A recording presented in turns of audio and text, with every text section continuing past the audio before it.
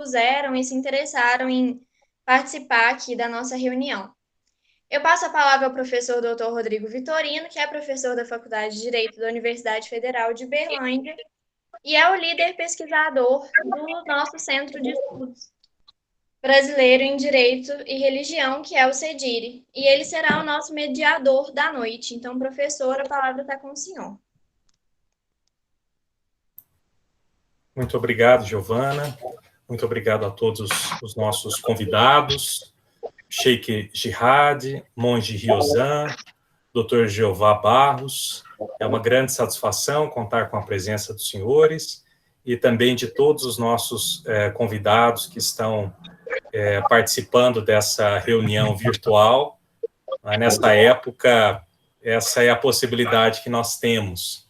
Esse fórum já se reuniu presencialmente algumas vezes, mas durante essa época de distanciamento social, essa é a segunda reunião que nós realizamos. A primeira foi no mês de maio, e contamos com a presença de representantes de diferentes grupos religiosos, inclusive diferentes do que temos aqui hoje.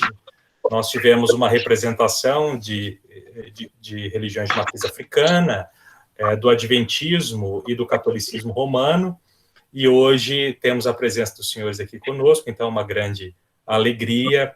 Daqui a pouco será feita a apresentação com a leitura breve dos currículos, né, de vocês. Então, muito obrigado a todos os presentes, todos os participantes também. Essa reunião está sendo gravada para ser disponibilizada posteriormente no canal do YouTube do CEDIRE. Então, é importante dar aqui a todos essa informação. O que é o CEDIRE e o que é o Fórum? O CEDIRE é um grupo de pesquisa sediado na Faculdade de Direito da Universidade Federal de Uberlândia.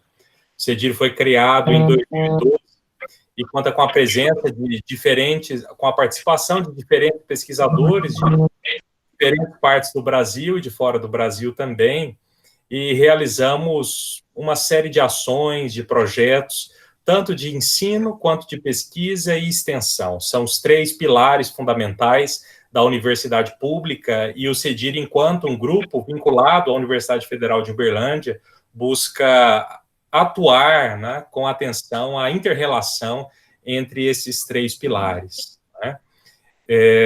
A nossa área central temática é a relação entre direito e religião, o que envolve, de um lado, questões associadas à promoção dos direitos fundamentais e dos direitos humanos no campo do exercício da religião, como a liberdade religiosa, mas também a liberdade de expressão, privacidade, direito de reunião, entre tantos outros. E, de outro lado, as relações entre o Estado e as comunidades religiosas. Então, o que é a secularidade ou a laicidade estatal, né? O que é a separação entre Estado e religião, como se dá a cooperação entre Estado e religião prevista no artigo 19 da Constituição Federal, entre tantas outras questões relacionadas a esses assuntos, né? E dentro do CEDIRE nós temos um fórum chamado de Fórum Permanente para a Liberdade de Religião e Convicções. A nossa intenção com esse projeto, é um projeto de extensão da universidade, é promovermos um espaço, é construirmos um espaço de escuta e diálogo em questões associadas ao exercício da liberdade de religião ou crença no contexto de uma sociedade plural. Então, nós buscamos organizar reuniões e eventos de diferentes naturezas, voltados à consecução de alguns objetivos, que são os nossos objetivos centrais, e com uma excelente equipe, e eu quero aqui, desde já, agradecer e parabenizar a Bárbara, que tem feito um trabalho excelente aí na condução, na organização das atividades do fórum. Então, Bárbara, muito obrigado pelo seu esforço, pela sua dedicação, também a Giovana, a Sara, toda a equipe do CEDIRE, da coordenação do discente do CEDIRE, e todos aqueles que atuaram juntos aí com a Bárbara, especificamente no projeto do fórum.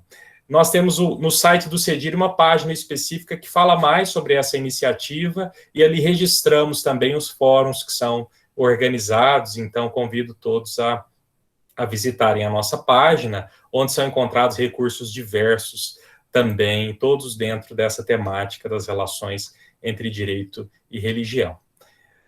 Muito obrigado mais uma vez a todos e todas, e devolvo a palavra para a Giovana para fazer as apresentações. Muito obrigada, professor. Bem, então agora eu peço que, por gentileza, os ouvintes permaneçam com as câmeras e os microfones desligados, de modo que não haja nenhuma interferência, e somente os expositores mantenham essas funcionalidades ativadas, por favor. Também esclareço que, em razão do nosso tempo limitado, as perguntas a serem debatidas já foram elaboradas, inclusive já foram cientificadas aos envolvidos, mas se eventualmente algum ouvinte quiser fazer alguma pergunta extra, pode ficar à vontade para utilizar o chat, e se nosso tempo permitir, nós debateremos essas questões a mais ao final da nossa reunião. E para uma maior dinamicidade aqui da nossa reunião, os painelistas poderão, claro, ficar à vontade para perguntarem entre si as questões que quiserem. Agora eu passo a uma breve apresentação dos painelistas que aceitaram compartilhar seus conhecimentos aqui conosco. Nós contamos com a participação do Sheikh Jihad. Atualmente, ele é presidente do Centro Árabe Latino de Cultura e Estudos Estratégicos, presidente do Instituto Cinco Pilares, vice-presidente da União Nacional das Entidades Islâmicas, membro do Conselho Superior dos Teólogos e Assuntos Islâmicos do Brasil, consultor sobre Islã para vários meios de comunicação, palestrante, debatedor e entrevistado no Brasil e exterior sobre diversos assuntos relacionados à religião, cultura e à história, como também conflitos no Oriente Médio, refugiados e direitos humanos.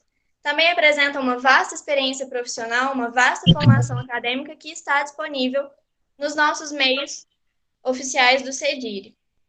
Contamos também com a participação do monge Ryozan, que é zen budista, é professor, palestrante, representante do budismo em eventos interreligiosos, membro gestor do Fórum Estadual de São Paulo por uma cultura de paz e liberdade de crença, membro fundador da Coalizão Interfé em Saúde e Espiritualidade, membro espiritual no Hospital Premier, especializado em pacientes terminais, em cuidados paliativos e em cuidados de alta dependência. Contamos também com a presença do Dr. Jeová Barros de Almeida Júnior, que é diretor e conselheiro fundador do Instituto Brasileiro de Direito e Religião, pesquisador de liberdade religiosa, editor adjunto da Dignitas, revista internacional do IBDR, especialista em Estado e Constituição e Liberdade Religiosa pela Mackenzie, com estudos em Oxford e Universidade de Coimbra, e representa aqui hoje a religião evangélica. Agradecemos mais uma vez a presença de todos os convidados e passo a palavra agora de volta ao mediador da noite. Muito obrigada. Muito obrigado, Giovana, pelas apresentações. Uma honra, uma satisfação contarmos com a presença de tão ilustres convidados e que certamente proporcionarão um bom diálogo nessa noite. Qual vai ser a nossa dinâmica?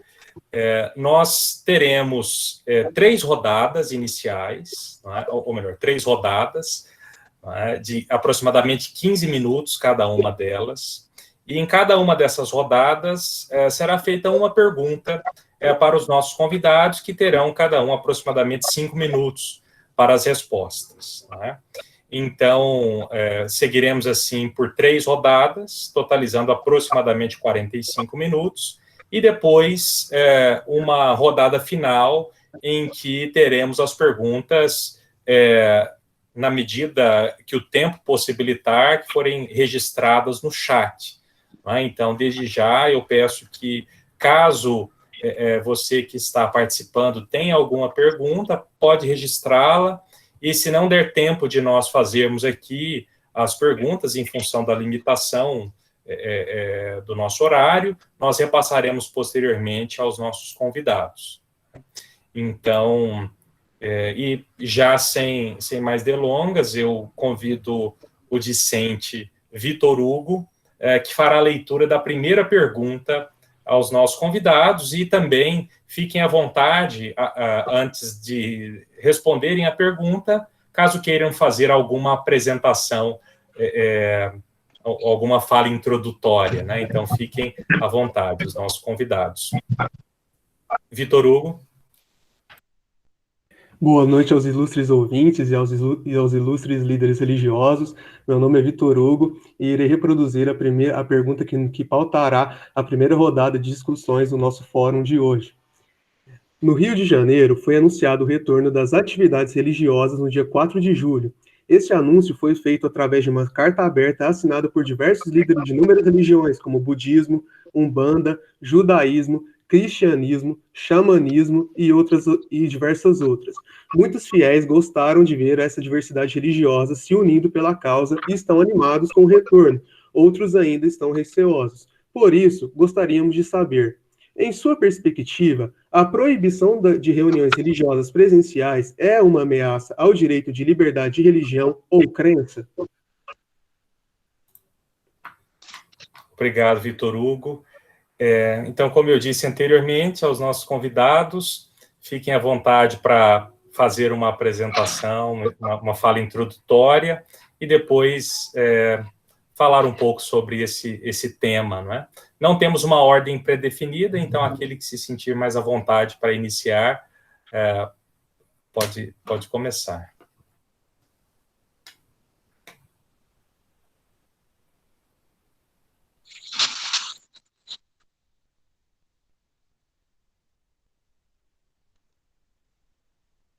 Boa noite. Posso começar? Pode, por favor.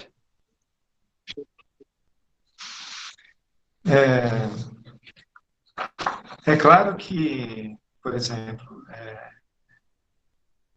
em determinadas condições de proibição da atividade religiosa, pode ser uma coisa muito grave. Então, para que isso seja feito, você tem que ter um motivo, né? E o motivo pelo qual a atividade... não é a atividade religiosa que está sendo proibida. O que está sendo proibido é a concentração de pessoas, né? E o fim último dessa medida é a preservação da vida das pessoas. Então, é óbvio que a gente está tocando num direito mais fundamental do ser humano, que é o direito à vida. É lógico que o ser humano tem muitos outros direitos, né? Aqui, para nós, fundamental, o direito de liberdade de pensamento, de consciência, de religião, de divulgar suas ideias, né? Mas a medida é para preservar as pessoas para que elas possam ter vida e vida saudável também, saúde, né? Para que elas estejam lá. Então, a medida ela está adequada com o próprio pensar das diversas religiões, né? Que é esse direito fundamental e essa preservação à vida das pessoas, né? E de uma forma adequada, o retorno à atividade religiosa, né? É a maior prova de que as atitudes, né, que estão sendo tomadas são adequadas. É lógico que assim que possível, né, talvez até antes, né, na minha opinião, né, do que seria o necessário, né, em função do distanciamento social e tudo, já estamos retornando, né, os templos já estão recebendo a permissão de abrirem com os devidos cuidados e tudo mais. Eu acredito também que fica patente, por exemplo, durante esse período da quarentena, a real necessidade das pessoas de terem os recursos do âmbito religioso e litúrgico, né? Eu, por exemplo, na primeira semana da minha quarentena, todos os compromissos presenciais que eu tinha foram cancelados, completamente cancelados. Então, eu tive uma semana de férias, né, de quarentena. mas em seguida as nossas atividades acho que ficaram muito mais extenuantes, né, do que antes da quarentena, porque a nossa atividade como religiosos é se colocar à disposição das pessoas. E, obviamente, né, a necessidade das pessoas durante a quarentena de apoio, e o ser humano ele tem que ser visto de uma maneira integrativa, né, nas suas necessidades físicas, claramente, em função da doença, né, e tudo mais, mas ele tem as suas necessidades psicológicas, sociais, que precisam todas ser atendidas e preservadas, né? Então, essas pessoas, né, que passaram por distúrbios e tudo mais, imediatamente começaram a pedir, né, conversas, ou pelas mídias sociais, ou por telefone. As reuniões que eu participava em todas as minhas áreas, em todas as minhas frentes, continuaram sendo apenas transformadas, né, acontecendo de uma forma virtual, né? Então, o que enaltece a atividade religiosa do ser humano, né? Que precisa disso como precisa dos outros campos de necessidade, né? Acho que é isso. Sim, muito obrigado, monge. São tempos difíceis esses que nós vivemos e, de fato, as nossas atividades ficaram muito mais intensas, né? A verdade é essa. E eu passo a palavra ao próximo painelista. Não sei se o Dr. Jeová ou o Sheikh Jihad gostariam de falar na sequência. Boa noite a todos. Que a paz de Deus esteja com todos. Queria agradecer a Deus, em primeiro lugar, por mais um dia de vida, por mais uma reunião na qual podemos adquirir conhecimento, compartilhar conhecimento, e também agradecer ao CEDIR por por essa brilhante iniciativa, esse brilhante projeto, comissão, né, essa frente de liberdade, né, religiosa, e a todos vocês, organizadores, Dr. Rodrigo e demais membros. Boa noite, monge, boa noite, pastor, também. Deus abençoe a todos, que a paz de Deus esteja com todos. Na realidade, a questão do poder público, do governante, do responsável, determinar algo que seja benéfico à sociedade, esse é o papel dele. Essa é a premissa principal de um governante justo, de um governante responsável, é ele zelar pelo bem-estar da sociedade, daqueles que ele lidera. Os templos religiosos são instituições dentro dessa sociedade que também têm o dever de zelar pela vida e pelos 3 aspectos do ser humano: o seu lado espiritual, o seu lado emocional, mental e também físico. Portanto, quando há essa necessidade de fechar os templos religiosos, fechar os templos religiosos é uma palavra muito forte, porque creio que o que acontece é a forma como é colocada essa regra e como é explicada. Então, em vez de ser uma imposição, porque as duas instituições, o governo e as instituições religiosas, elas querem chegar no mesmo objetivo, no mesmo bem, que é o bem-estar da sociedade, das pessoas, do país. Portanto, a forma de fechar isso, ou a forma de comunicar isso, a forma de executar isso, é que tem que ser analisada. Agora, a finalidade, olha, não pode ter aglomeração, então a questão é aglomeração, então não é fechamento dos templos religiosos.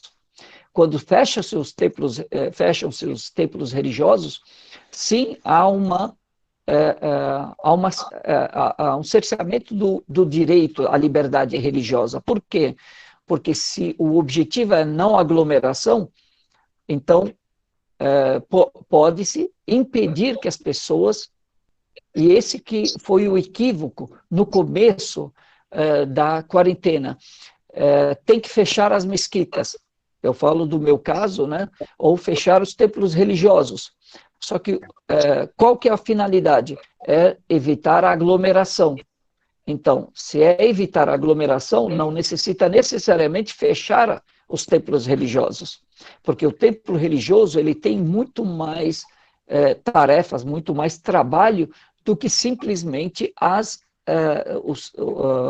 orações em assembleia, em congregação. Tem pessoas que vão para lá rezar individualmente, por exemplo, ou vão lá para receber cestas básicas, ou para ter um apoio psicológico, espiritual, ter uma palavra de conforto. Não necessariamente tenha que existir a aglomeração. Então, se o princípio básico da proibição é a aglomeração, é impedir a aglomeração, então isso tem que ser conversado com os templos religiosos, tem que ser conversado. Por quê? Porque percebemos que os templos religiosos, as religiões, elas são muito importantes em todos os momentos, principalmente nos momentos de pandemia, nos momentos de adversidade, nos momentos de calamidade, nos momentos de catástrofes. É onde a religião ela tem a sua maior participação, e os religiosos têm uma maior participação. Por quê? Porque eles vêm para amenizar o sofrimento dessas pessoas, ajudá-las a superarem esses seus desafios, superarem esses seus obstáculos.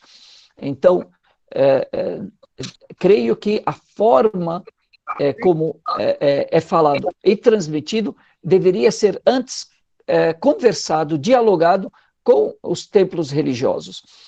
Certamente que a religião, nós como muçulmanos e as demais religiões, as principais,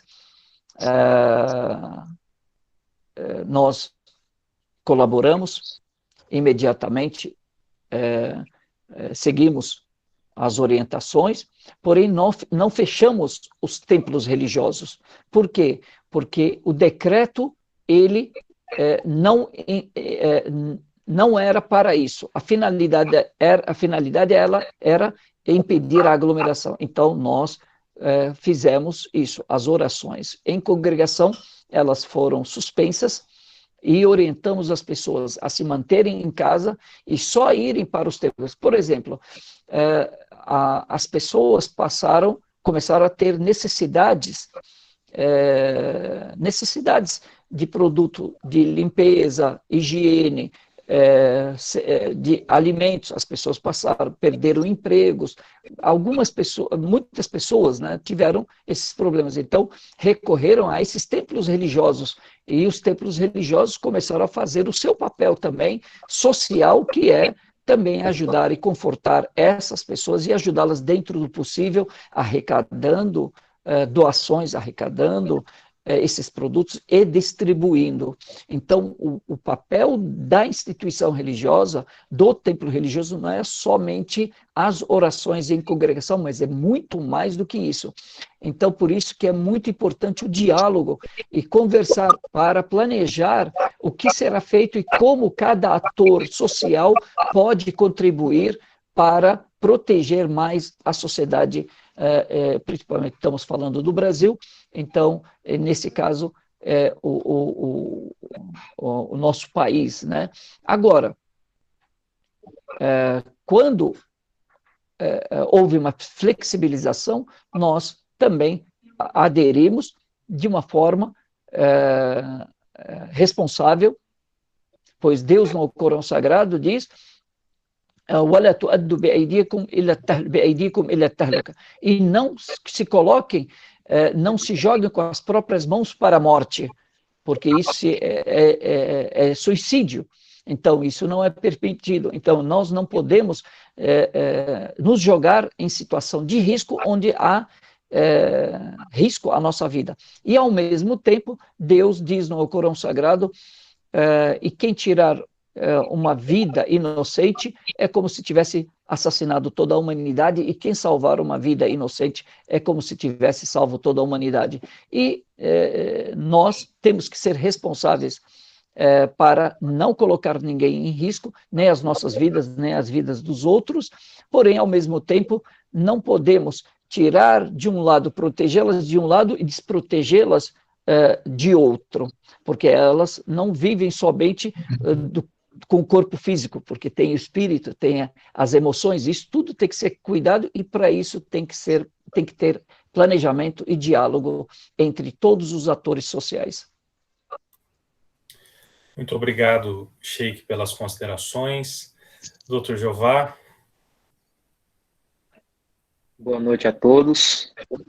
Primeiramente, eu quero agradecer o convite que me foi feito e quero parabenizar o professor Rodrigo Vitorino por esse trabalho inédito no Brasil, por esse grupo de estudo, que eu tomei conhecimento dele no ano de 2015, através do professor Arnaldo Godoy, lá de Brasília, da UniCeub, e desde então tenho ouvido falar, tenho acompanhado alguma coisa ou outra, então é muito importante para a construção da sociedade brasileira. Eu quero saudar os painelistas, né,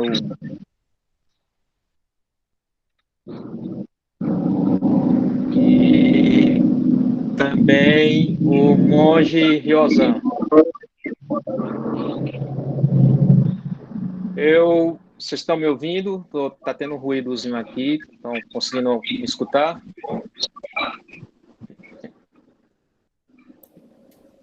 Então, no ano de 2016, sempre que eu posso, eu tenho essa oportunidade, eu comento esse fato. Eu estive na audiência no Parlamento Britânico, na Câmara dos Lordes, com a baronesa Elizabeth Berridge, que é responsável pela liberdade religiosa no Parlamento Britânico. E uma coisa que ela nos falou, eram cerca de 35 brasileiros que estavam nessa audiência, me marcou bastante, né? Ela falou o seguinte, que o papel que nós, os brasileiros, tínhamos na defesa da liberdade religiosa é muito grande diante do fenômeno religioso. E ela nos contou o seguinte, que quando a Inglaterra se levantava nos fóruns internacionais para falar sobre liberdade religiosa, os dedos eram apontados e diziam: vocês não têm moral para falar sobre liberdade religiosa por todo o passado que vocês tiveram.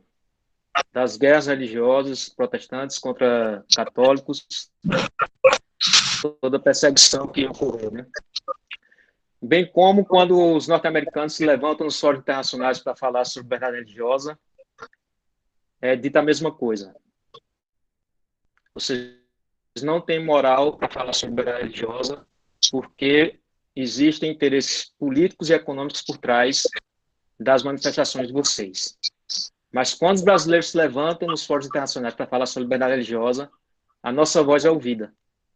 Porque ao longo da nossa história, nós construímos uma liberdade religiosa prática, em que nós conseguimos conviver em paz, várias religiões, várias denominações, vários credos. Então, dito isto, diante dos últimos dias, pela pela realidade que nós temos enfrentado, que fomos escolhidos por essa pandemia e pela forma como ela tem sido controlada pelo Estado. Eu fiquei muito preocupado, porque a gente tem essa liberdade religiosa construída. É um edifício que está bem fundamentado na sociedade brasileira, só que eu vejo que há uma movimentação no terreno desse edifício. E nós vamos precisar trabalhar muito para construir um caminho para preservar a estabilidade desse edifício. Diante desses fatos, fazendo já agora uma abordagem mais jurídica, né, nós temos que ver que o homem, como o Sheik colocou, ele desenvolve a vida dele em várias dimensões. Então, para que haja um florescimento humano, a gente tem que saber que o homem se move dentro da sociedade, nas relações sociais, como cidadão, mas não apenas como cidadão, não apenas como um indivíduo, né? Então, nós temos que lutar para estabelecer que existe uma ordem constitucional, mas existe também uma ordem jurídica que vem das religiões. E nós podemos ver isso, por exemplo, dentro da teoria geral do direito, quando nós estudamos os ordenamentos jurídicos, por exemplo, na obra do Norberto Bobbio, Teoria do Ordenamento Jurídico, né? Então, no 5º capítulo daquele livro, é falar sobre o pluralismo jurídico. Então, são duas ordens que estão lidando uma com a outra, que é a ordem jurídica do Estado brasileiro e tem a ordem jurídica das religiões. E se há uma soberania dentro do Estado brasileiro, nós podemos dizer que há uma soberania dentro das religiões também. Ou nós podemos falar de uma melhor forma, já que esse conceito de soberania ele é tão polêmico e está tão desgastado atualmente na sociedade que nós vivemos. Nós podemos dizer que existem responsabilidades compartilhadas. Então, como fazer com que essas ordens jurídicas trabalhem juntas como parceiras, mas não como inimigas, né? E fazer com que a unidade lógica dos ordenamentos continuem trabalhando nessa cooperação, nessa compreensão um do outro. Então, quando a gente pega a Constituição brasileira, nós vemos que a liberdade religiosa está regulamentada no artigo 5º, inciso 6º, né? E a laicidade estatal está regulamentada no artigo 19, inciso 1º. E nós sempre falamos, ou quando é tocado nesse assunto, que o Estado brasileiro é laico. Sim, o Estado brasileiro é laico.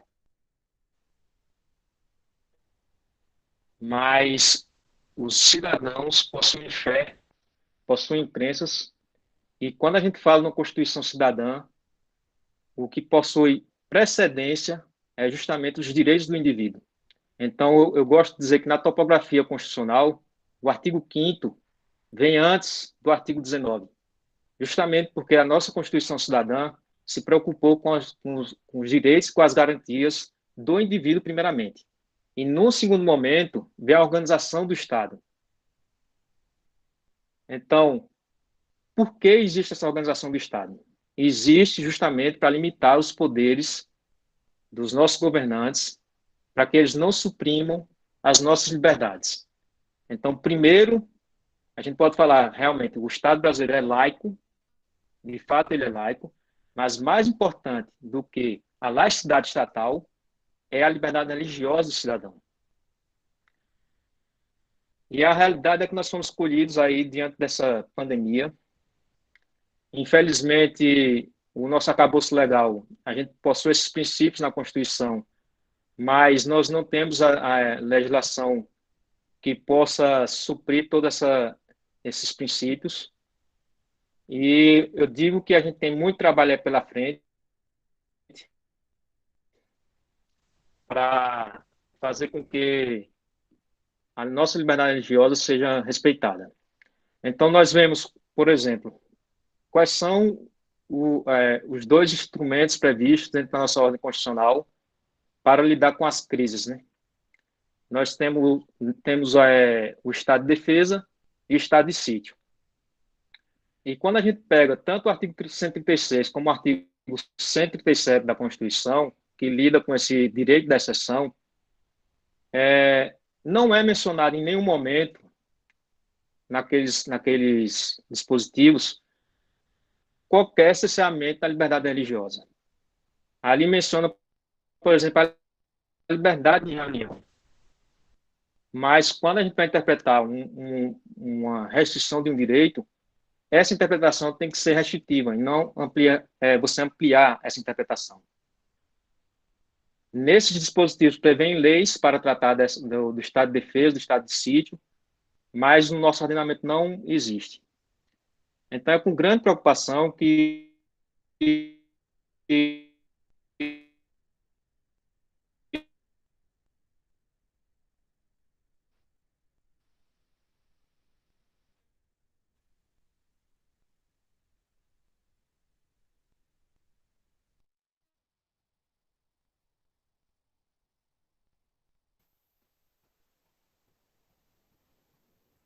Eu não sei se foi só para mim aqui, mas me parece que travou o vídeo do Dr. Jeová. Para mim também. Ah, sim. Ah, que pena. Deve ter tido algum problema na internet ali, né? agora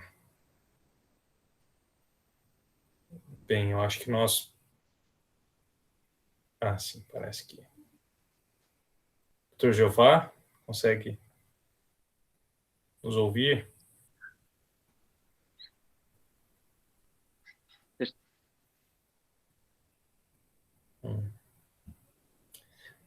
Eu acho que é questão de internet mesmo, doutor Rodrigo. Verdade. Esse horário é um pouquinho complicado, mas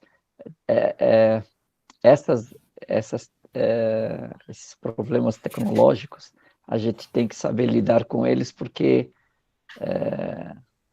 são coisas que fazem agora parte normal da nossa vida. Então, a gente vai ter que superar e não ficar constrangido quanto a eles. Vamos depender cada vez mais da tecnologia, né? Então, vamos ter que trabalhar com um pouquinho mais de normalidade e tranquilidade com elas. É verdade. Inclusive, eu queria aproveitar essa pausa. Eu creio que nós podemos passar para a segunda rodada e depois o Dr. Jeová pode concluir o raciocínio. Mas nessas questões, o papel dos agentes públicos e daqueles que estão atuando na esfera pública é muito importante, né? Tanto de legisladores quanto os que atuam no Poder Judiciário.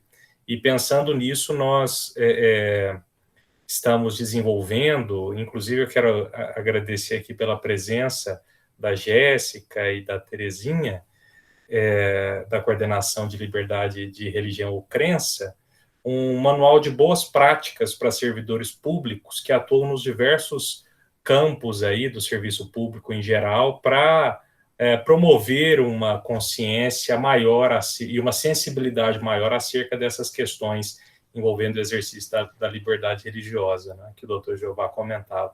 Dr. Jeová, está conosco novamente? Deus, aí. Quer finalizar o raciocínio? Pode finalizar o raciocínio para a gente passar para a segunda rodada. Só vou fazer mais um comentário, né? Então, quando a gente pega esses dispositivos da Constituição, há um vazio legal muito grande. E aí nós vamos ter que ter um trabalho junto com a sociedade para tentar comatar essas lacunas que a gente fala no direito, né? Eu acompanhei muito de perto a realidade do que estava ocorrendo em Portugal. E, por exemplo, em Portugal existe uma lei que regulamenta o estado de emergência, né? E o estado de sítio lá, que é o estado de exceção dentro do Estado Constitucional. E a Constituição Portuguesa, no artigo 19, parágrafo 6º, determina o seguinte: a declaração do estado de sítio ou do estado de emergência em nenhum caso pode afetar os direitos à vida, à integridade pessoal, à identidade pessoal, à capacidade civil e à cidadania, a não retroatividade da lei criminal, o direito de defesa dos arguidos e a liberdade de consciência e de religião. Ou seja, a Constituição portuguesa proíbe a restrição da liberdade de consciência e religião, mesmo diante do estado de sítio ou estado de emergência. E aí a Lei de Liberdade Religiosa, que regulamenta esse parágrafo da Constituição portuguesa, no artigo 6º, parágrafo 5º, diz a mesma coisa. E explicita de uma forma mais forte isso aí, né? A declaração do estado de sítio ou do estado de emergência em nenhum caso pode afetar a liberdade de consciência e de religião. Então, nós temos que ter muito cuidado e preservar essa liberdade que é fundamental, né? Sim. Muito obrigado, doutor Jeová, pelas considerações. O professor José de Souza e Brito, que foi o redator da lei portuguesa, fez um ótimo trabalho, é uma referência hoje no plano comparado, né, essa legislação portuguesa, que segue também as diretrizes internacionais, né, da impossibilidade de suspensão da liberdade religiosa em tempos de emergência. Muito obrigado aos 3 painelistas, e passamos já para a segunda pergunta com a nossa estudante, Magali, que vai fazer a leitura. Cumprimento primeiramente a todos os nossos convidados e ouvintes. Meu nome é Magali e farei a leitura da segunda pergunta. Considerando a pergunta anterior, o senhor, como representante e conhecedor da religião, acredita que na sua fé é essencial a presença do fiel no templo e espaço religioso? Se é necessário, por qual motivo?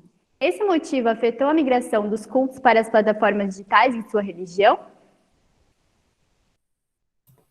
Aí está aí a segunda pergunta sobre a essencialidade ou não das atividades presenciais, das reuniões, se na perspectiva religiosa, teológica talvez, né, essa participação presencial é essencial. Podemos começar com Sheikh Jihad? Perfeito. Obrigado pela pergunta. De fato, o templo religioso ele é de extrema importância para o fiel, porque é lá onde é o local neutro, não é minha casa, não é a casa de alguém, é a casa de Deus, onde as pessoas se reúnem, se confraternizam, oram juntas e escutam as orientações. É nesse local onde elas recebem as orientações para uma saúde digna, para uma condição, orientações para preservar a sua fé, para preservar as suas emoções e também, por que não, também o seu físico.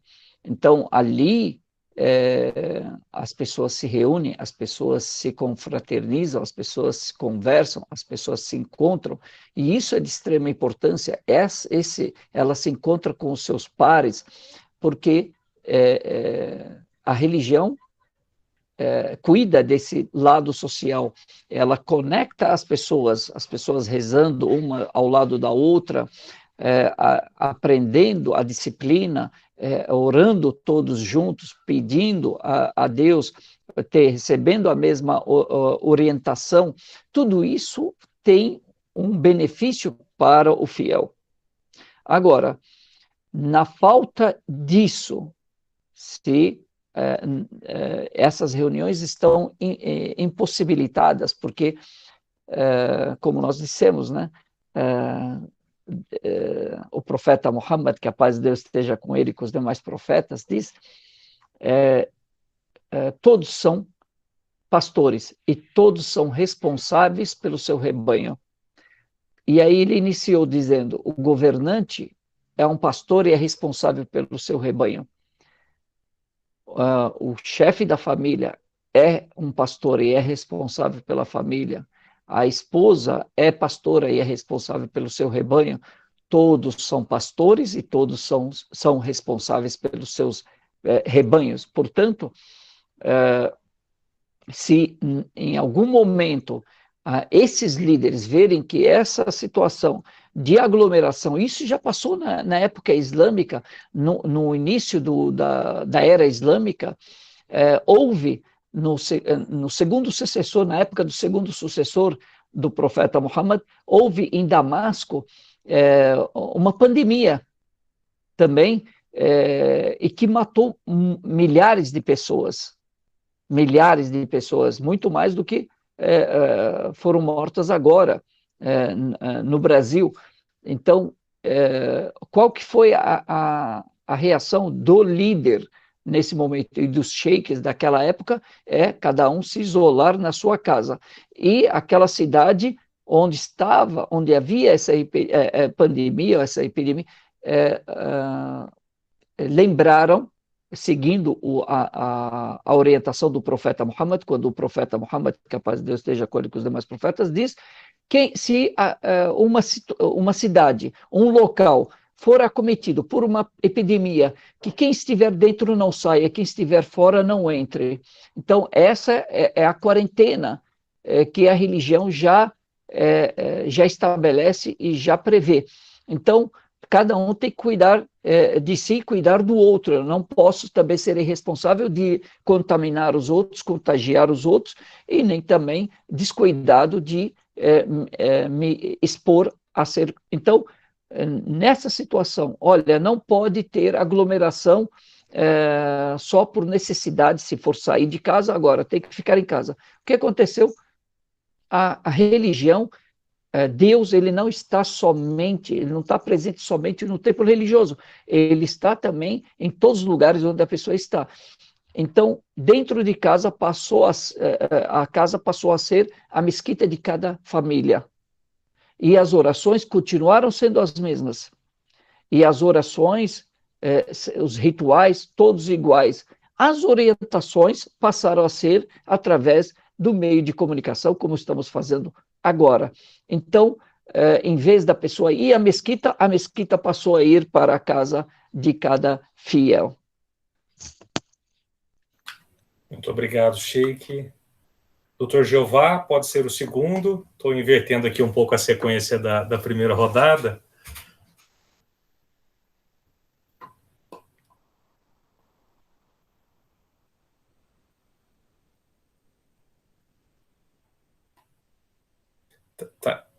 Tá mutado, doutor Jeová. Aí. Desculpa. Então, nós não podemos negar que os cultos, as missas, as celebrações religiosas nos templos têm um valor fundamental para as mais variadas religiões.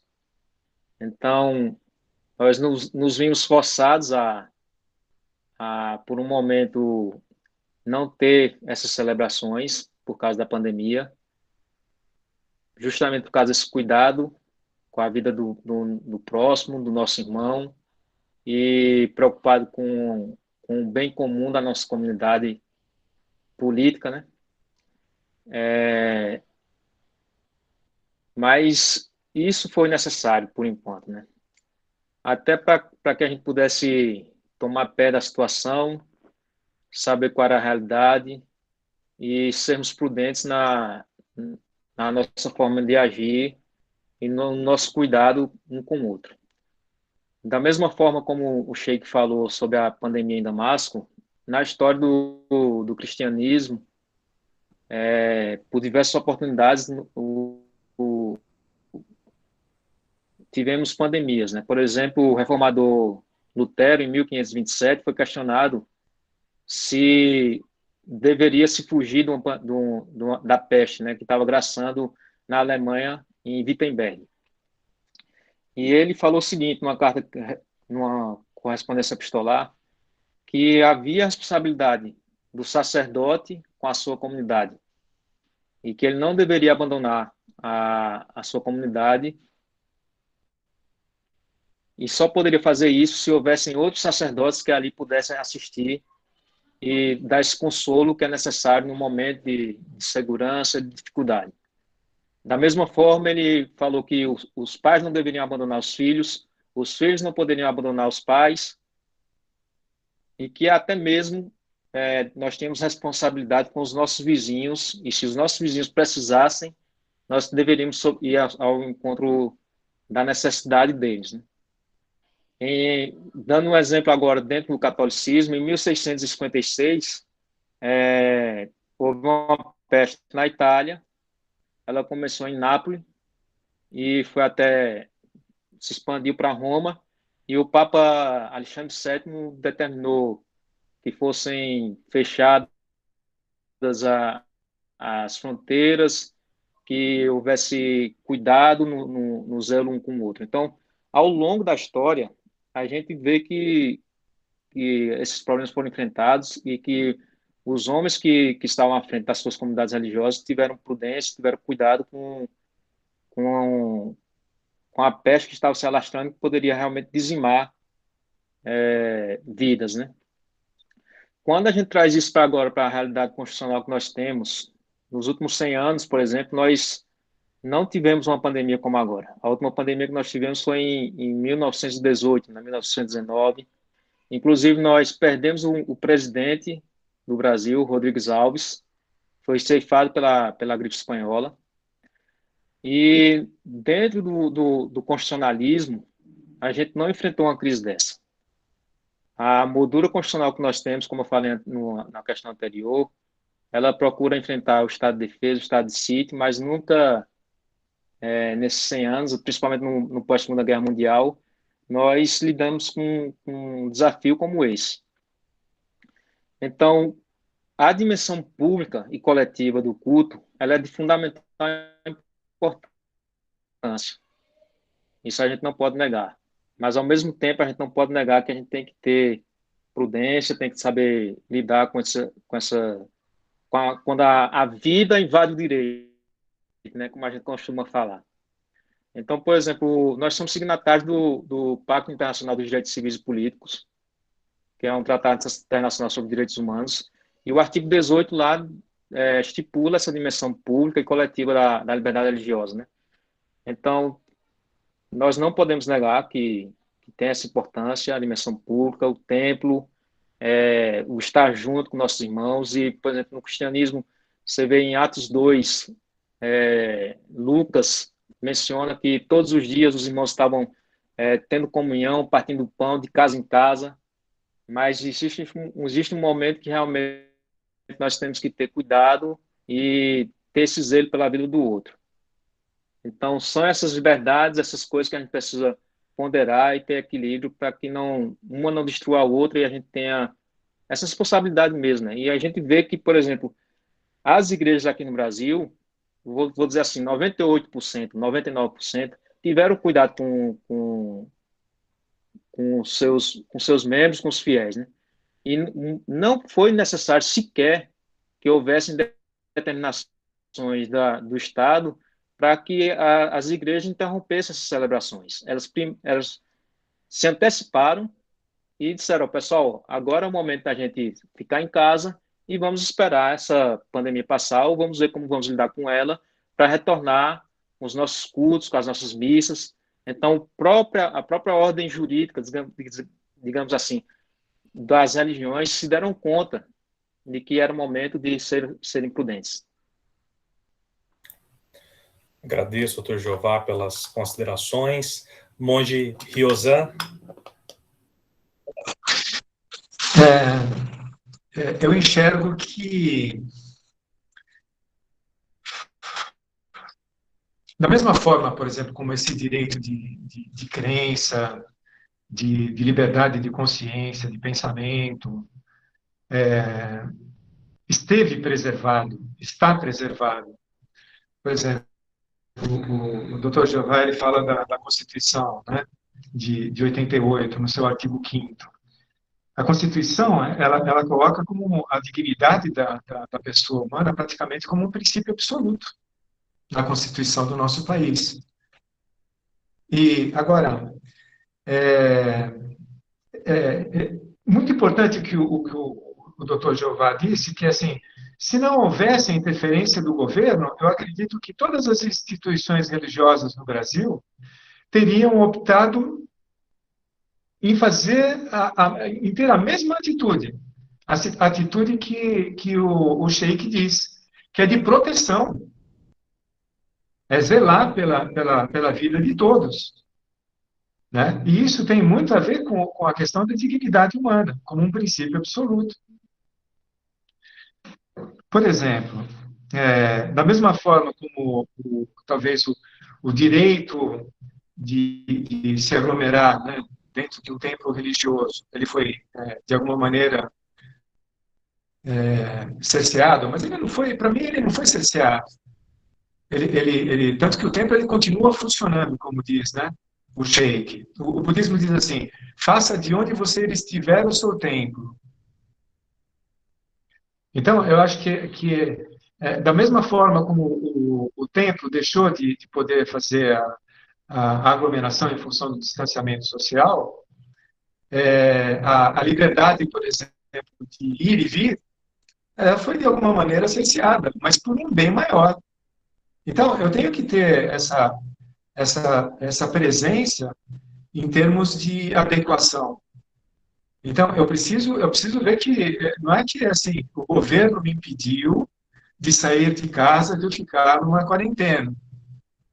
Não, eu concordo com essa tomada de decisão e ter que ficar em quarentena. Eu concordo que seja feito o distanciamento social para a preservação da saúde e da vida das pessoas. Né?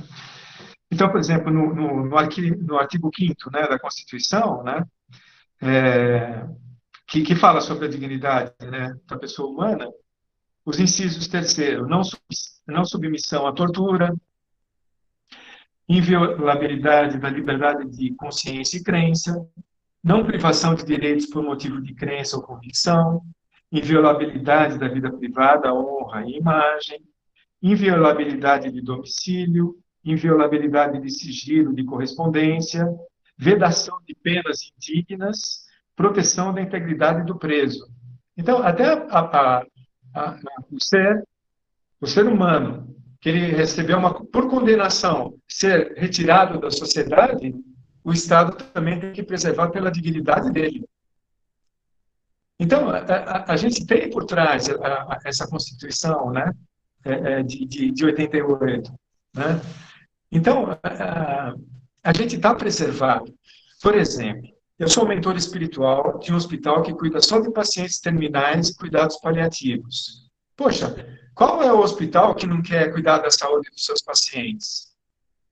E o hospital no qual eu sou o mentor, o diretor do hospital, ele tomou uma decisão que foi uma das decisões mais corajosas que eu já presenciei na minha vida. Porque, a partir do dia 25 de março, ele fechou as portas do hospital. E ele teve uma preparação de uma semana e pouco para isso. Os funcionários do hospital, tanto da equipe administrativa, quanto da equipe médica, das enfermeiras, da cozinha do hospital, todos os funcionários de todo o hospital tiveram que tomar uma decisão, se eles queriam continuar indo no hospital ou não, sem nenhuma obrigação de escolha. Né? Só que aqueles que escolhessem permanecer no hospital tinham que trazer as suas malas, roupas, o que fosse necessário lá dentro, como se fosse um hotel, e uma vez lá dentro, não poderia sair. Se a pessoa quisesse sair, ela poderia sair sem nenhuma dúvida, mas no retorno ela teria que ficar 2 semanas, 10 dias, agora eu não me lembro se eram 2 semanas, 14 dias ou 10 dias, num quarto do hospital, fazendo uma quarentena especial, para saber se de fato ela não desenvolveria a doença, para poder retornar para o corredor do hospital. Então, essas pessoas, elas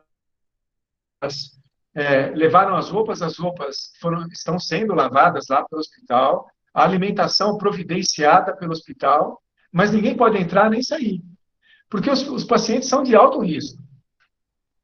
Então, já estão numa condição de morbidade, né? E até agora não teve nenhum caso no hospital. E essa quarentena do hospital ela está estendida até o dia 15 de novembro. E ela está dando absolutamente certo. Então, é uma autoescolha. Não tem um governante lá dizendo que ninguém pode entrar, ninguém pode sair. É uma escolha, uma sábia escolha, porque não teve nenhum caso. Nenhum paciente teve até agora, nenhum funcionário, nenhum paciente que está lá dentro do hospital teve o menor caso de coronavírus. Então, é uma autoescolha. Como cada um de nós escolheria ficar em quarentena o maior tempo possível para se preservar e preservar as pessoas queridas, né? Então, tem muitas pessoas que estão em quarentena e ainda nem saíram, não por causa de si mesmo, mas por causa de um parente, do pai, da mãe, que tem uma condição de fragilidade, de vulnerabilidade. Né? Então, é uma autoescolha, sim, de cercear o seu direito de ir e vir. Por exemplo, eu nunca me senti cerceado no meu direito de ir e vir. Nunca. Eu posso sair? Posso. Tomando cuidado, de máscara e tudo. Né? Eu gostaria de citar uma frase de Jefferson, de Thomas Jefferson. Ele dizia assim, e nós que somos religiosos sabemos absolutamente a verdade dessa frase, né? É preciso estar alerta, porque o preço da liberdade é a eterna vigilância. E na condição da liberdade religiosa, eu digo que é a mesma coisa. A gente tem que zelar diariamente, o tempo todo a gente tem que estar zelando para que a gente possa ter essa tolerância religiosa, o diálogo interreligioso. Porque todos os dias acontecem casos no Brasil, como em qualquer parte do mundo. E se a gente não está atento de dar a atenção e o cuidado que aquele risco pode causar em termos de diálogo interreligioso, de tolerância religiosa, desanda tudo. Desanda tudo. Né? Eu gostaria de ler também uma frase, um pequeno texto do Ganoni Diop, que ele é o presidente da IRLA, né? A primeira entidade internacional de liberdade religiosa. Então, ele é o presidente da IRLA. E ele diz assim, a liberdade religiosa é conectada a todos os direitos individuais, de consciência, de escolha, de reunião. E negar a liberdade religiosa a qualquer pessoa é negar a humanidade dessa pessoa. Então, isso coloca em risco todos nós. A falta de liberdade religiosa coloca todos em conjunto em risco. Porque se você passa por cima da liberdade religiosa, você coloca em risco a dignidade humana e as outras liberdades que vêm em decorrência dessa liberdade religiosa. Então, ela está lá no topo das categorias de preservação da liberdade do ser humano nos seus direitos individuais. Direito à vida, inclusive. Né? E quanto mais diretamente a essa segunda pergunta, é claro que as liturgias, alguns sacramentos, algumas coisas têm que acontecer de forma presencial. Obrigatoriamente tem que acontecer de forma presencial. Determinadas liturgias. Agora, por exemplo, muitos casamentos foram adiados nesse período. Muitos casamentos foram adiados. Né? Que direito, né? Um direito fundamental também, né? Mas adia-se por quê? Para não colocar a família em risco. E para que essa cerimônia possa ser plena daqui 1 ou 2 meses, 3 meses, quando acabar a pandemia. Então, que beleza, né? Vai ser esse casal que adiou durante esse período, né? Em função dessa escolha da família, para ter uma festa que agregasse a todos, né? Que agregasse a todos. Agora, já podemos fazer, né, determinadas liturgias que não foi possível nos últimos meses, nos últimos 4 meses, praticamente, né? Então, o zelo pela liberdade religiosa está sendo observado. Porque se no início passamos por um período, sim, dessa coisa que fala o sheik. né? O cuidado, faltou um cuidado por parte dos governantes, né, na tomada dessa atitude. Faltou um diálogo, né? Faltou deixar claro para a sociedade por que estava acontecendo isso com os tempos. Mas assim, passou, né? Respirou. Opa, a gente ficou alerta. Mas o período de alerta já passou, né?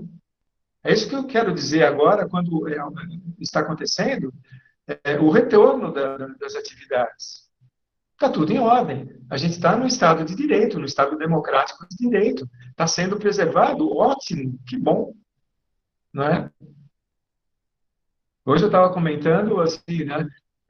Já dá para começar a sentir saudade desse período da quarentena, né? Porque está terminando, né? Está indo embora. Não é verdade? É isso. Muito obrigado. É isso que esperamos, né? Que tudo passe rapidamente. E quero já dar sequência, em função da brevidade do tempo, a nossa terceira pergunta, preparada pela equipe, e convido o Felipe para fazer a leitura. Felipe, estudante aqui na UF também. Boa noite. Meu nome é Felipe e eu vou falar da próxima pergunta da terceira rodada. Em momentos de crise, como a que vivemos com a pandemia do coronavírus, como as diversas religiões podem colaborar no combate à pandemia? Em sua opinião, há um dever ético do líder religioso e da religião em momentos como esse? Dentro da perspectiva da liberdade de religião e crença, são legítimos os discursos negacionistas? Muito obrigado, Felipe. Se a minha memória não me falha, o Dr. Jeová ainda não iniciou uma sequência de respostas, né? Então, se o doutor puder começar respondendo, depois passamos para os demais painelistas. Bem, eu acho que a gente já tangenciou essa primeira pergunta em alguns comentários aqui, né? E as religiões podem colaborar, e acho que colaboraram, se anteciparam até algumas medidas estatais, né? E, infelizmente, o que eu vejo é que quem se comportou mal nesse ponto aí foram justamente as nossas autoridades, né? Os nossos governadores, o presidente, de certa forma, os prefeitos, porque se eles conhecessem o artigo 19 da Constituição, veria que nós temos um sistema de laicidade colaboracionista, né, de cooperação. E eles teriam procurado se sentar com os líderes religiosos e procurado chegar a um consenso de como seriam as medidas que deveriam ser adotadas, né? Infelizmente, nós tivemos notícias de, por exemplo, se não me engano, em Minas Gerais teve uma missa da Igreja Anglicana que foi interrompida na hora que estava sendo feita uma transmissão online pela polícia, né? Então, não estava tendo uma missa presencial, estava sendo transmitida, e foi lá e interrompeu essa missa. Então, houve um abuso aí de poder, né? Um excesso de poder. Não se justifica uma medida como essa. Nós tivemos notícia de que lá em Santa Catarina, não me lembro se foi em Florianópolis, a polícia foi e interrompeu uma reunião de oração que estava acontecendo no lar. 5 pessoas reunidas, e a polícia foi lá porque dizia que não poderia ter um culto. Havia um decreto do governador lá dizendo que não poderia ter culto. Então a gente vê que, infelizmente, as nossas autoridades não estavam preparadas, e aí serve isso também como uma forma da gente educá-las a essa liberdade de religião, né? Mostrar para elas como que a nossa Constituição regulamenta isso e estabelece. E para só dar mais um exemplo final sobre essa questão, hoje eu tomei ciência de que o prefeito de Sobral, no Ceará, determinou a volta das atividades normais se tornou até uma forma jocosa e uma piada lá na cidade, permitiu que os motéis voltassem a funcionar, mas proibiu que os cultos e as missas voltassem a ser celebrados, né? Então, vejo o abuso, a desproporcionalidade, a irracionalidade de uma medida dessa. E quanto à segunda pergunta, se há um dever ético do líder religioso e da religião em momentos como esse, com certeza há, a gente já destacou isso. E eu vou trazer à lembrança uma frase do Mahatma Gandhi, né? Que ele dizia o seguinte, que o Ganges dos direitos nasce no Himalaia dos deveres. Ou seja, a gente sempre tem falado sobre essa questão de direitos, de liberdades, e todo mundo quer exigir o cumprimento de direitos, mas há um dever, uma responsabilidade que antecede esses direitos, né? A gente tem que reconhecer no outro um titular de direitos também, e a gente deve estar pensando, se antecipando, para não violar os direitos e as garantias do nosso semelhante. E, por fim, essa última pergunta, né, se os discursos negacionistas são legítimos, né? Olha, eu creio que são legítimos, embora eu não possa concordar com eles. Então, a gente tem visto muitos discursos, por exemplo, anti-vacinas, discursos terraplanistas, né? Eu sou, como o pessoal costuma falar, eu sou terrabolista, mas eu não posso interditar o discurso do outro que pensa diferente, né? Como ocorreu no século XVII, por exemplo, com Galileu Galilei, quando estudou o sistema solar e modificou toda uma crença que havia naquele momento. Então, às vezes, nós estamos errados nas nossas ideias, na nossa forma de pensar, e por mais absurdo que alguém tenha uma ideia diferente da minha, nós não podemos chegar a interditar esses discursos, porque justamente a gente pode estar equivocado na nossa forma de conhecer a realidade, né? E eu me lembrei hoje do John Milton, né? Quando ele escreveu a Areopagítica, e eu vou trazer aqui 2 parágrafos dessa obra que fala justamente sobre a liberdade de expressão, né? E aí ele diz assim, esse discurso foi proferido lá no Parlamento Britânico, né, no século XVII, e ele diz assim, sabemos que o bem e o mal crescem juntos, quase inseparavelmente, no campo desse mundo. E o conhecimento do bem está de tal forma envolvido e entrelaçado com o conhecimento do mal, é tão difícil distingui-los em suas astuciosas aparências, que nem aquelas sementes que Psique teve de separar incessantemente com tanto esforço estavam tão misturadas. Foi de dentro da casca de uma maçã mordida que o conhecimento do bem e do mal, como 2 gêmeos agarrados um ao outro, saltou para o mundo.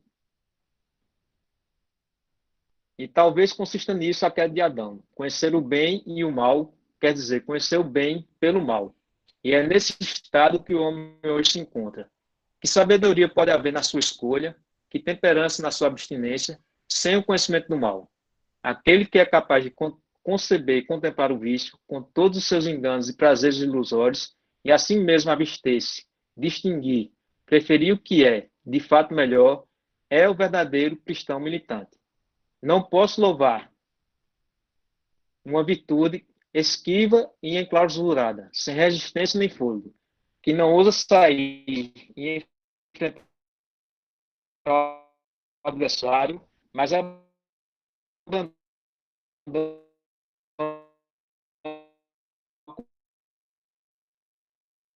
o rio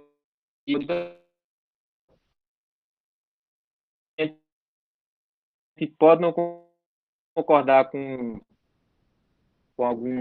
alguns posicionamentos, mas nós não podemos interditar o debate e dizer que a voz de alguém não é legítima, né, no espaço público e na nossa vivência.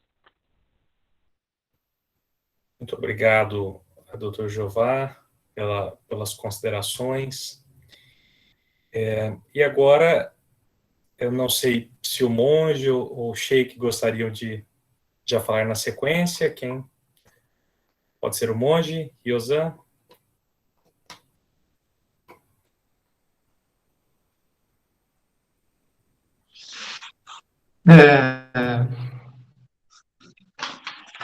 Como diz o Dr. Jeová, né? Acho que a gente já respondeu um pouquinho isso, né, nas duas perguntas anteriores, né?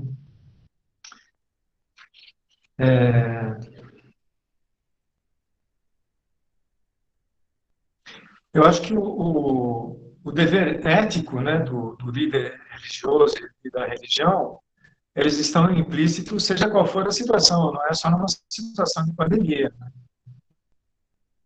Então, e quando há uma conexão, né, com o sagrado, você age sem pensar se você está sendo ético ou não. Se você está nessa sintonia, obrigatoriamente você está sendo ético. Você não tem que ficar pensando se é correto matar alguém ou não. Nem passa pela sua cabeça uma hipótese dessa. Porque você está em sintonia com o sagrado. Acabou. Né?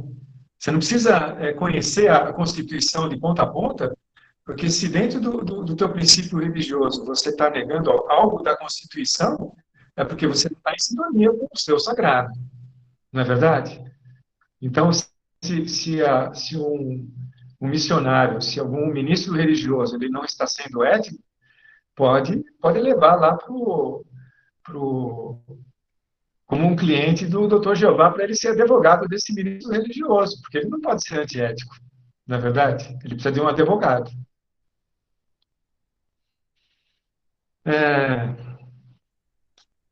O discurso negacionista, né? O discurso negacionista da doença, puxa vida, né? Eu acho que está na frente dos nossos olhos, né? Mas eu gostaria de, por exemplo, pode ser talvez um discurso negacionista em termos da validade de uma religião. Eu acho que eu disse isso na minha primeira fala, né? Eu acho que as coisas que aconteceram e a maneira como os ministros religiosos eles estão se colocando à disposição e auxiliando as pessoas, né?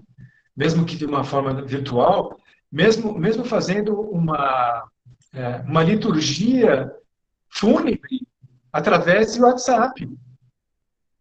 Mesmo uma liturgia fúnebre através do WhatsApp. Coisas que eu vi acontecer. Né? Eu fiz assim uma cerimônia fúnebre, sim, na perda da mãe de uma pessoa muito querida. Mas ela não estava com o WhatsApp no cemitério. Eles foram ao cemitério e depois eu fiz uma cerimônia, mas foi como se tivesse feito. E eu conheço muitos casos de cerimônias fúnebres que foram feitas com o WhatsApp e com no máximo 10 pessoas da família acompanhando o enterro. Né? É possível? É claro que é possível. É claro que é possível. Quantas pessoas foram privadas de estar presente diante do féretro da pessoa querida, que foram impedidas de ver a pessoa querida? A gente passou por coisas que só um ministro religioso pode saber o que significa isso para poder auxiliar a pessoa. Né?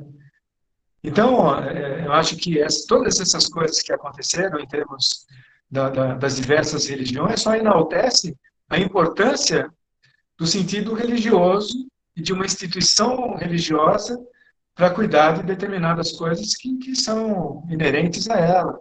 Né? Agora, se a gente preserva a liberdade de crença, a gente também tem que prezar a liberdade de uma pessoa ter a não crença. Poxa vida. Então, a religião é algo tão importante que ela está lá também para ter um papel, né, de Rousseau. Né? Eu posso não concordar com o que você está dizendo, mas eu defendo até a morte o direito de você fazê-lo. Né? O discurso de Rousseau é incrível, porque ele é uma síntese, né, do direito da liberdade de expressão, da liberdade de crença e de pensamento. Né? E a gente tem que estar nesse papel. A pessoa está te contrariando? Olha, contraria. Pode contrariar. E, na verdade, por exemplo, você discutir dogmas religiosos não é falta de tolerância. É algo que pode acontecer. Ele está no reino das ideias, da liberdade de crença. Mas tem algo que precisa ser preservado, que é a cultura de paz. Então, dentro de tudo isso, dentro do sistema de você, por exemplo, ter tolerância religiosa, há um limite para a tolerância religiosa. Qual o limite da tolerância religiosa? Eu não posso ser tolerante com os intolerantes, porque senão eu dou um tiro no meu próprio pé. Então, quem é que norteia a tolerância religiosa? Primeiro, o direito. E por que é o direito? Porque ele tem que preservar a cultura de paz. Eu não posso, por exemplo, usar de um discurso de ódio ou de um discurso que possa ferir a dignidade da outra pessoa, né? E muito menos ter uma atitude de agressividade física ou chegar a tirar a vida do outro por causa de uma discordância em termos religiosos, né? Nem por nenhum outro motivo, né? Eu costumo muito dizer, né? As pessoas falam assim, o que acontece entre quatro paredes compete a quem está lá dentro dessas quatro paredes. Mentira! Porque se um casal está lá entre quatro paredes e lá há uma agressão física ou alguém é colocado em risco, não, senhor, não pode. Não pode, não. Cerceou a liberdade, acabou a liberdade da pessoa nesse momento. E a gente precisa ter essa afinidade com relação à adequação daquilo que a gente está fazendo, né? Certo? Eu gostaria de citar uma frase de um mestre zen da Idade Média. E o nome dele é Gensha Shibi. E ele era um pescador. Ele era uma pessoa muito humilde. Muito humilde. E ele tem uma frase que, para mim, é fundamental. Ele diz assim, se você percebe, as coisas são como são. Se você não percebe, as coisas são como são. Então, eu me encontro muito nessa frase, por exemplo, vamos para o discurso negacionista. Se tem uma pessoa que, em função da liberdade de pensamento, ela acredita que a Terra é plana, seja feliz, porque a realidade, ela não está no que a pessoa tem como um conceito. Então, ela pode pensar no que ela quiser, porque se a Terra é redonda ou plana, é um fato, é um fato. Não adianta eu discutir se ela é plana ou redonda. O fato, ele está aí. Se a pessoa não percebe, se você percebe, as coisas são como são. Se você não percebe, as coisas são como são. Bem-vindo. Você quer conversar comigo a respeito de budismo achando que a Terra é plana ou que a Terra é redonda? Não tem problema. A gente vai conversar com o budismo independentemente daquilo que você acha, né? Do teu conceito. Obrigado. Muito obrigado, monge, pela exposição. E já passo ao Sheikh Jihad para a última fala dessa rodada. Quanto à questão da liderança, o profeta Muhammad, que a paz de Deus esteja com ele e com os demais profetas, diz: o servidor ou o líder de um grupo é o servidor deles. Então, quem serve, qual que é o papel do líder? Servir as pessoas, servir a sociedade, servir seus liderados.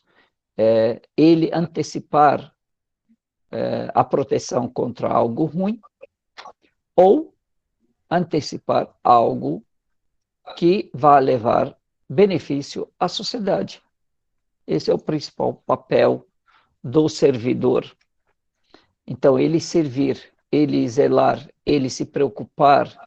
E quando acontece algo como a pandemia, por exemplo, algo que possa prejudicar a sociedade, ele tem que se empenhar para proteger essa sociedade, sem prejudicar um mal maior.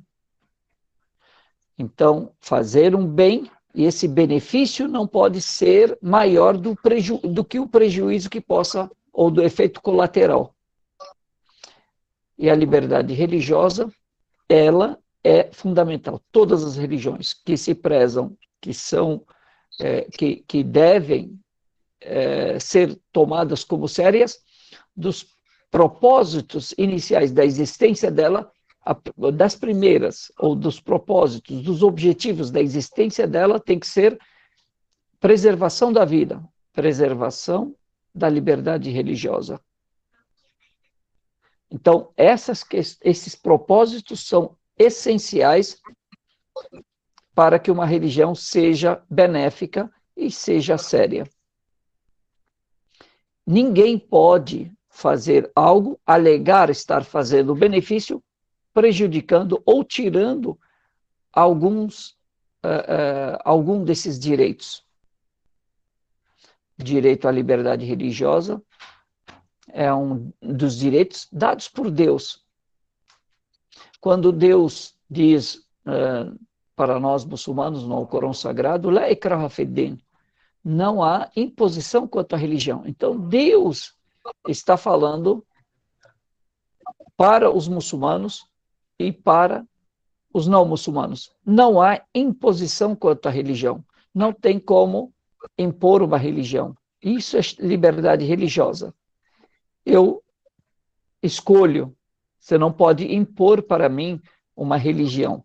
Assim como não pode me impedir de praticar a religião. Essa é a primeira questão. Então, um líder, um governante, um servidor, ele não pode, de forma alguma, impedir a liberdade religiosa, cercear a liberdade religiosa, mesmo alegando fazer o bem. Ele tem que procurar formas de conciliar.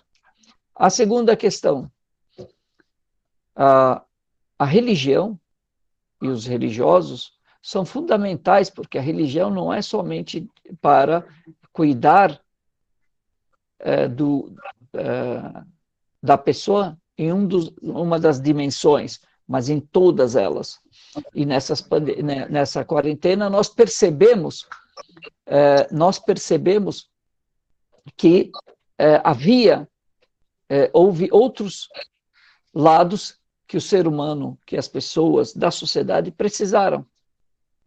Então, elas não estavam...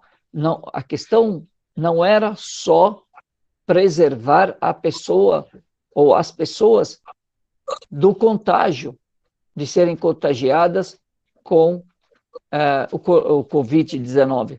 É mais do que isso. É se preocupar em preservá-las disso, protegê-las desse vírus e, ao mesmo tempo, sem provocar um mal maior, um suicídio, uma solidão, um estado emocional precário que vai levar essas pessoas a fazerem a um mal maior outras doenças emocionais e outras, e até físicas também. Então, a religião ela é importantíssima nisso, porque ela vai orientar, ela vai dar tranquilidade, ela vai dar suporte para essas pessoas. O que a gente viu, e os religiosos sabem, o tanto de ligações, o tanto de... um religioso trabalhou tanto como nessa época, de cuidar, de amenizar problemas matrimoniais, problemas de relacionamento, problemas de violência doméstica, problemas e outros tantos que sabemos o que aconteceu. Os religiosos são importantes a religião é muito importante para nesses momentos. E é por isso que nós rezamos o tempo todo nos momentos bons, é para nós nos beneficiarmos, para que tenhamos estrutura e tenhamos chão para quando nós nos olharmos como aconteceu, de repente, da noite para o dia, sem preparo algum, entramos numa quarentena. E agora, o que fazer? Ninguém sabia o que fazer. Então, a fé é nesse momento que ela dá estabilidade e equilíbrio para a pessoa, para que ela possa, no meio da névoa, enxergar claramente o que ela deve fazer, qual que é o seu caminho. Quanto à questão do negacionismo, as pessoas são livres para pensar, para fazer o que quiserem, contanto que não prejudiquem outros, contanto que essa ideia ou essa ação ou esse pensamento não vá prejudicar a liberdade de expressão, a liberdade das pessoas. Ela não é infinita ou sem limites, ilimitada, ela tem um limite. Então, se negar algo vai gerar um prejuízo para outras pessoas, não, calma, isso não pode. Nós temos que, não, eu acredito que a bebida não faça problema algum, e porque eu vi que isso, e começa a trazer, e eu desacredito os médicos, os cientistas, eu desacredito isso, e eu vou dirigir embriagado, vou beber e vou dirigir. Ué, ele vai fazer vai criar um problema maior do que, né, do que muitos problemas. Por exemplo, uma questão que certamente que a pessoa que nega algo está lhe faltando conhecimento, ou ela está embasada em algum conhecimento. Então, é uma questão de diálogo, é uma questão de embate de ideias. Qual que é a ideia? Quais são as provas? Quais são os argumentos? E cada um que tem que colocar.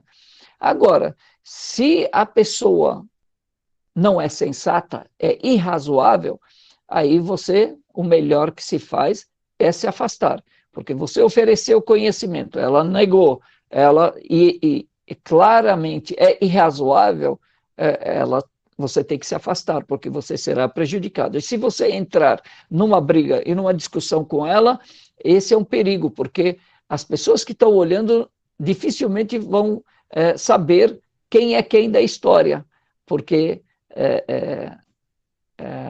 quando a gente briga com tolos, desculpem a palavra, as pessoas podem não saber quem é quem da história. Então, o melhor se fazer, depois que fez a sua parte, dialogou, argumentou, trouxe provas, evidências, é se afastar. Se afastar, porque aí começa a entrar questão de ego, questão de vaidade, e isso não leva a bons lugares.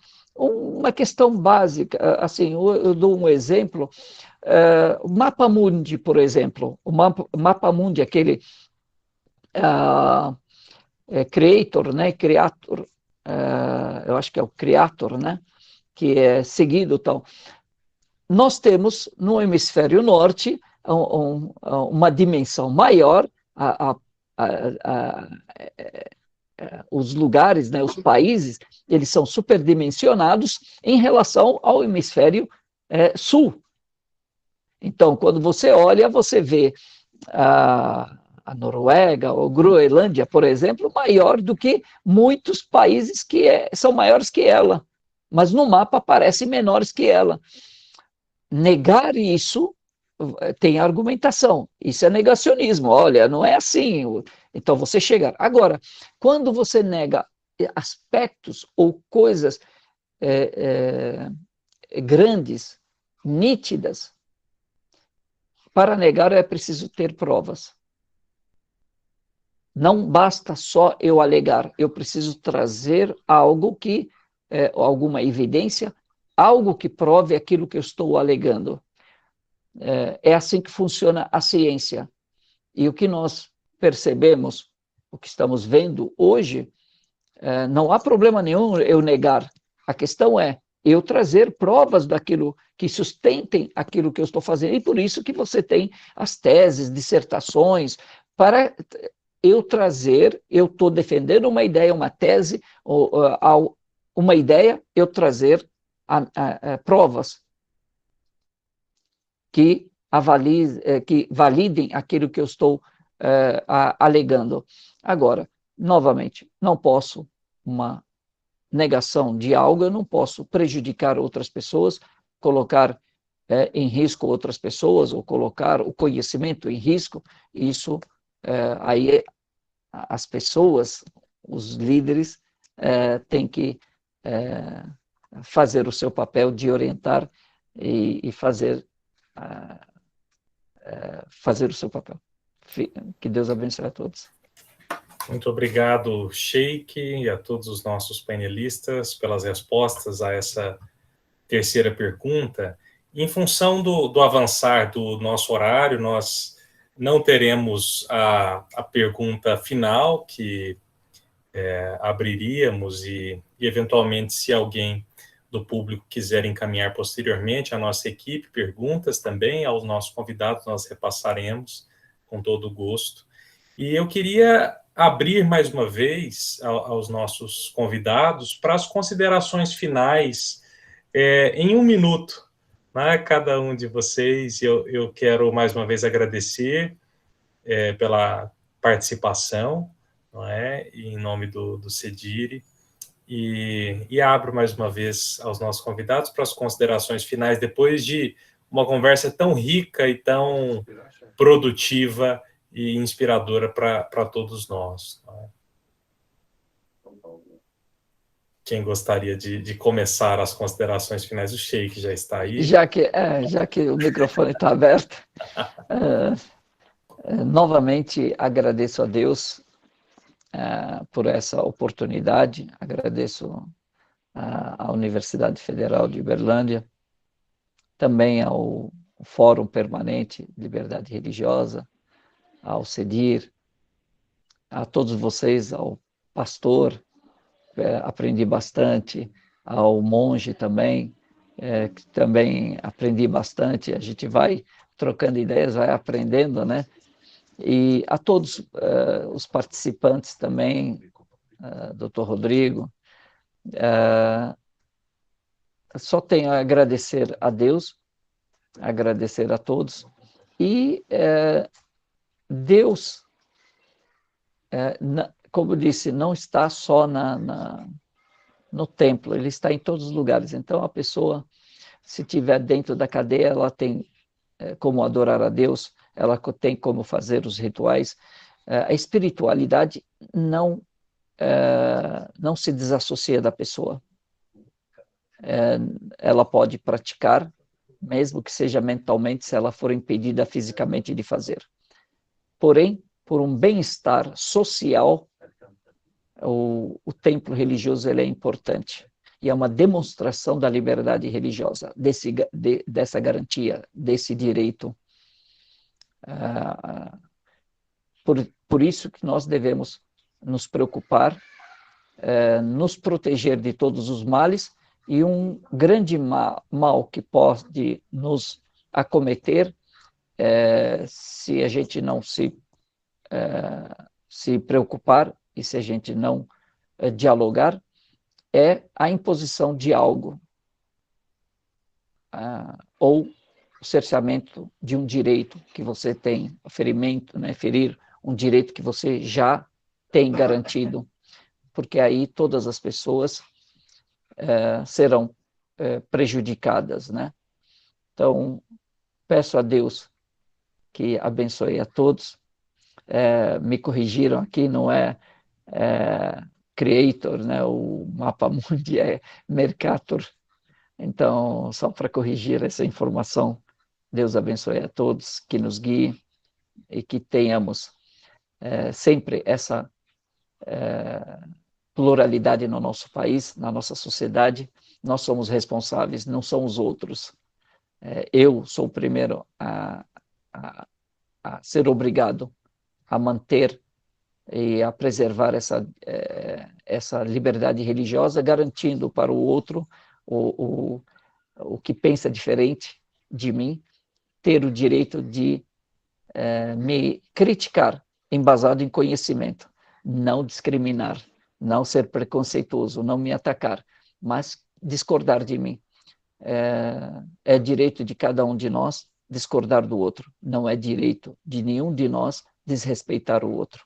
Que Deus guie a todos.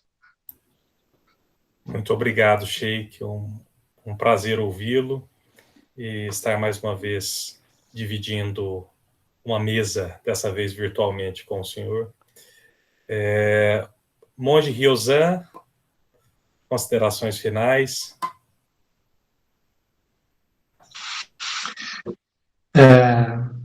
Existe um mestre do Zen, Ikkyu, ele foi muito perseguido, ele foi muito criticado, né? Mas ele tem um poema, ele era um poeta também, e há um poema dele que diz assim, há várias possibilidades de caminho para subir uma montanha, mas quando nós percorremos essas diversas possibilidades, esses diversos caminhos, e chegamos no cume, nós vamos apreciar a mesma luz. A mesma luz. Eu queria agradecer a oportunidade, né, de estar aqui, o privilégio de estar aqui com vocês. Muito obrigado a todos, meus companheiros, né, de palestra aqui também, né, o Sheik e o doutor. E eu queria exercer um pouquinho o meu papel de ministro religioso, de monge budista, né, e dedicar os méritos da ação que nós fizemos aqui hoje, né.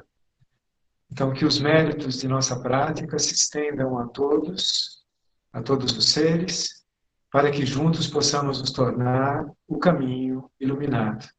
Muito obrigado. Muito obrigado pela participação, Monge Ryozan. Agradecemos por ter aceito o convite para estar conosco. É uma satisfação podermos conversar sobre esses assuntos tão importantes, né, e um ganho para todos nós. Dr. Jeová, considerações finais? Eu vou trazer minhas últimas considerações por onde eu comecei, basicamente. Nós temos uma prática de liberdade religiosa maravilhosa no nosso país. Nós precisamos reconhecer isso. Mas, infelizmente, a nossa sociedade ainda tem um vício de esperar tudo do Estado e esperar tudo das autoridades. E eu costumo falar, sempre também quando eu tenho a oportunidade, que a realidade social é vencida no campo do jogo. Os nossos governantes são como treinadores de futebol, né? Tem um ditado que diz o seguinte, que treinador não ganha jogo, mas perde. Então, quem tem que entrar em campo, jogar, fazer a bola chegar lá no objetivo e fazer o gol somos nós. Então, nós como cidadãos, nós como pessoas, temos essa responsabilidade de manter a liberdade religiosa no Brasil atuante, viva e cada vez mais bem desenvolvida. Quando eu estive na Universidade de Coimbra, tive aula com o constitucionalista Gomes Canotilho, né? E numa das aulas ele falou o seguinte, do conceito da banalidade do mal, da Hannah Arendt, né? Que ela desenvolveu esse conceito após o nazismo, e ele disse que hoje nós temos visto a banalidade do bem, que é um conceito do Tony Judd, que foi um historiador britânico. E qual é essa banalidade do bem? É você não valorizar toda a riqueza que a gente tem na nossa sociedade, da Constituição, das nossas liberdades, e fazer com que isso, de uma hora para outra, seja perdido, né? Não temos um sistema constitucional perfeito, existem falhas que precisam ser tapadas, lacunas, mas a gente não pode, numa mentalidade nihilista, querer deitar abaixo esse edifício só porque ele não é perfeito. Então, há todo um caminho aí a ser trilhado, e esse caminho quem vai construir somos nós, para conservar tudo que foi conquistado até agora. Para terminar, eu quero agradecer a participação de todos vocês, principalmente os painelistas, e em nome do IBDR através da pessoa do nosso presidente, o Tiago Vieira, queremos dizer que nós estamos à disposição para que esse debate continue sendo enriquecido, que nós possamos estar aprendendo uns com os outros. Agora, em agosto, nós vamos ter mais um webinar durante uma semana inteira, vai ser muito interessante, então já convido vocês para participarem. Nós estamos trabalhando para fazer um diálogo enriquecedor e me ponho à disposição para qualquer dúvida, qualquer necessidade, para a gente estar aí trabalhando juntos. E quando houverem perguntas que a gente não tenha respostas, não vai faltar o desejo de estudar, de pesquisar e até a humildade de dizer, olha, não tem uma resposta para isso, a gente precisa trabalhar mais em cima desse tema para chegar a um denominador comum. Uma boa noite e que vocês fiquem com Deus, com a paz que Ele nos traz e que tem nos dado até hoje.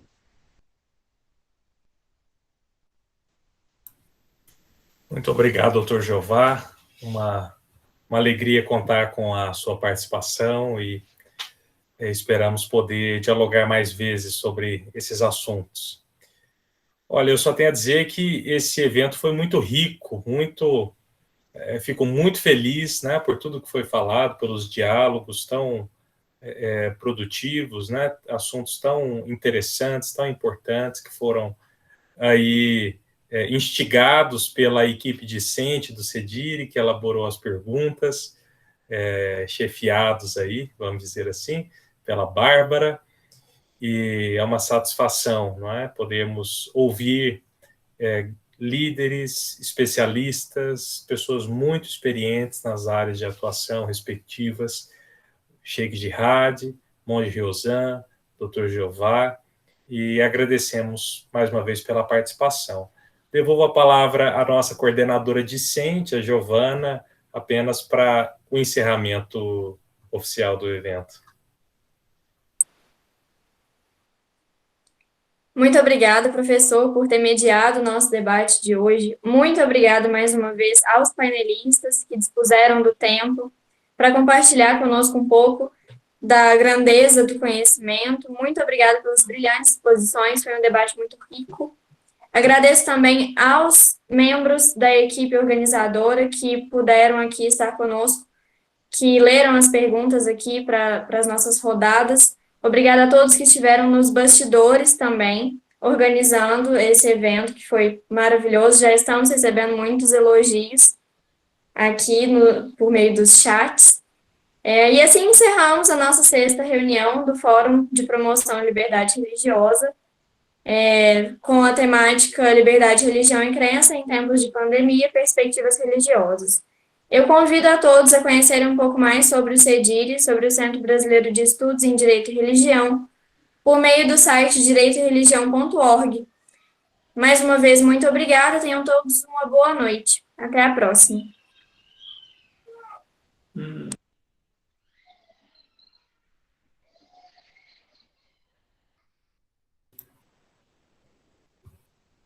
Muito obrigado, pessoal.